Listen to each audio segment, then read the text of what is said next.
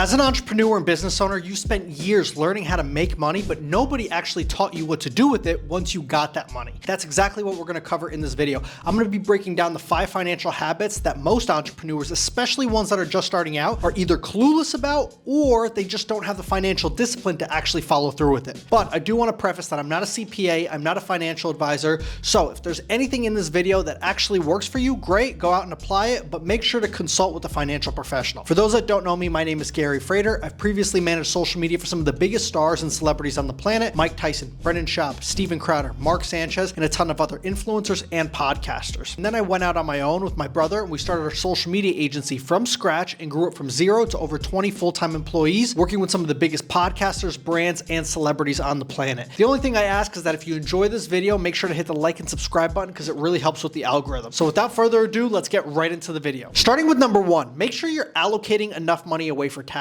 When you're a W-2 employee and you're working for somebody else, taxes automatically get taken out of your paycheck. However, when you are a business owner, what happens to a lot of young guys that are just starting out, or maybe they're freelancing, is they forget that the money that hits their account, that invoice, that full amount is not theirs. That's not all theirs. They have a business partner called Uncle Sam who is going to come at the end of the year and ultimately be looking for that money. What's worked for me is putting 30% of whatever money I make away for taxes. Automatically, I put that into a savings account and I do not touch that money. I don't intend to pay 30% in taxes plus. However, that money is there as a nest egg so that I don't have to actually tap into my working capital in my business. This sounds like very obvious advice. Yes, everybody needs to pay taxes. However, you'd be surprised. There's a lot of business owners in the early years and even athletes who completely forget that this is something they have to do. I'm going to play you a video from former UFC bantamweight champion Merab Dvalishvili, who completely forgot that he had to pay taxes at the end of the year, and this is how he handled the situation. I got 10,000 for fight and then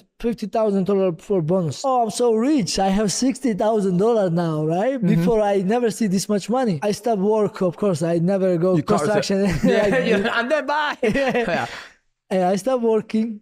Of course, like I give my coaches bonuses. My manager charged me 10%. And I have 2 brothers. I send them a piece of this. And I buy fancy car. My money is, of course, there is no more money left. And I don't even know that I have to pay taxes on it.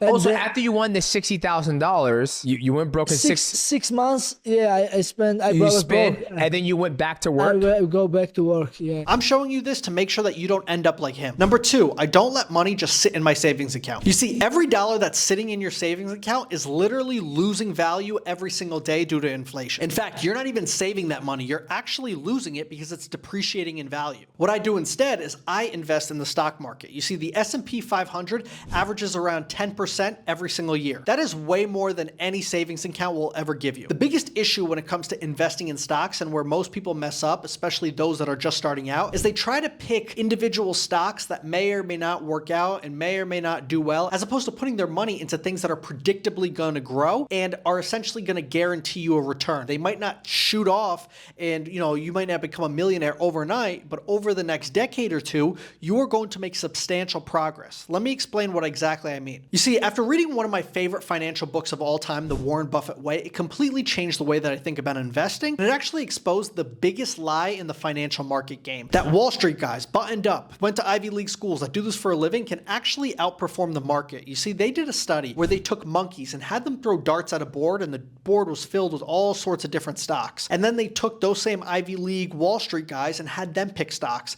And what happened at the end of the test was that the monkeys and the Wall Street guys basically performed on the same level. What this taught me is 2 things. Number 1, I'm not going to listen to the nerds on CNBC telling me what financial stock is going to perform well right now and why I need to put all my money into it, because even they can't guess what the market is going to do. Number 2, this taught me that I don't need to gamble and buy individual stocks that may or may not perform. Instead, I put my money into companies that I know for a fact are going to perform. Apple, Target, Walmart, companies that everyday Americans buy from that have been around forever and aren't going anywhere. Also ETFs, which are groups of stocks like VOO, which is the S&P 500. And if you don't think that's going to perform, well, then you are essentially betting against the American marketplace and economy. And that is not a bet that I'm willing to take. The American economy is the best, most powerful economy on the planet. And that is a bet that I would take all day long, is the fact that the economy economy continues to grow. This is not a sponsored post, but if you are looking to buy your first stock or have a platform to invest on, I linked my Robinhood down below. Go out and get your first stock. Number 3, Acorns. This is the easiest way to continuously invest your money without having to think twice. How Acorns works is it connects to your debit card and rounds every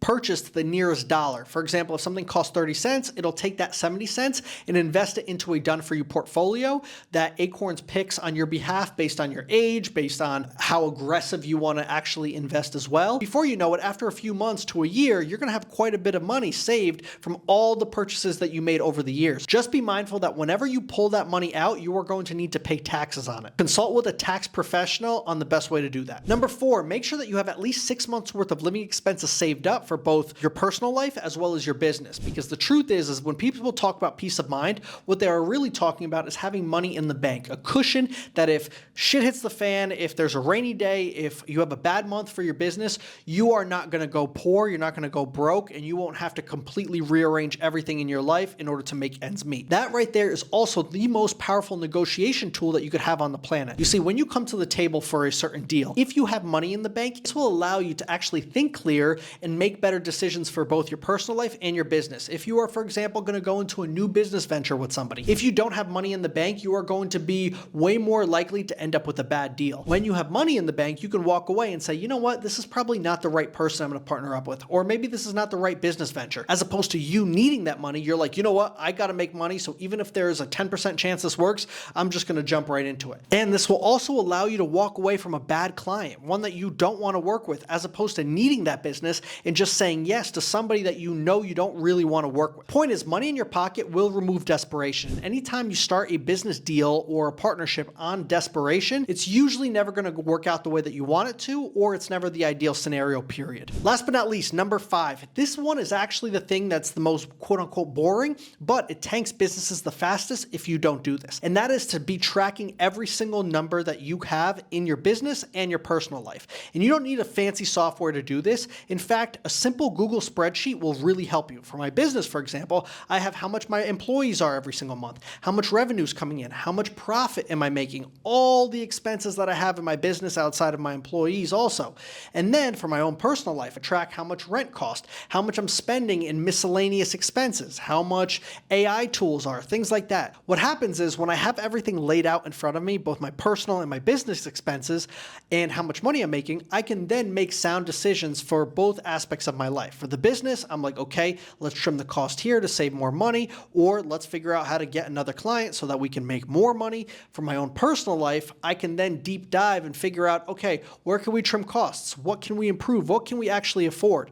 When you do not know your numbers, this is going to completely destroy every aspect of your life because you're going based off of feelings. And feelings aren't the thing that are ultimately going to move the needle, especially when you have a big purchase, for example, that you want. A perfect example of me running my numbers and making a sound financial decision was a few weeks ago. I wanted to get a Corvette and I was thinking, okay, can I afford it? Yeah, absolutely. But then when I ran my numbers, put it through Claude, put it through ChatGPT, and then really focused in on my financial goals, I then came to the conclusion that now is not the best time to buy a luxury car. It just doesn't make sense for me to do right now. Instead, I'm going to take that money, I'm going to put it into different places, I'm going to put it back into my business so that I can continuously make more money. And then when I get to a certain financial level that I want and that I'm really comfortable with, then I'm going to splurge a lot more. Buy a Rolex, buy a Corvette, and then it won't feel as big of a hit when I'm buying luxury items. That is a perfect example of not going just based off of intuition. Because if you're just going based off of intuition and feeling, you do not have a data-driven approach on if you can actually afford something